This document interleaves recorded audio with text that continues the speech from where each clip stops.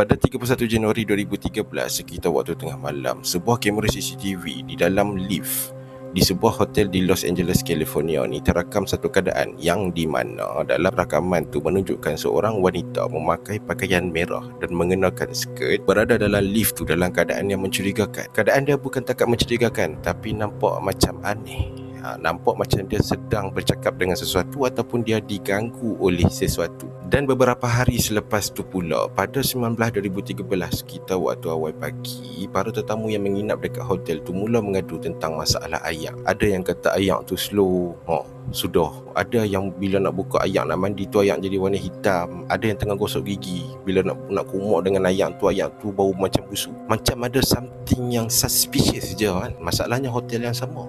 Apa yang berlaku? Ceritanya bermula pada 31 Januari 2013. Balai Polis di Los Angeles, LAPD, telah menerima sebuah panggilan daripada sepasang suami isteri warga emas yang nak melaporkan tentang kehilangan anak mereka. Anak mereka ni dikatakan terakhir kali dilihat berada di Hotel Cecil dekat Los Angeles, California. Anak dia bernama Elisa Lam atau kita kenali sebagai Lam Ho Yi, berumur 21 tahun dan berasal daripada Vancouver, Canada. Dan Elisa Lam ni merupakan seorang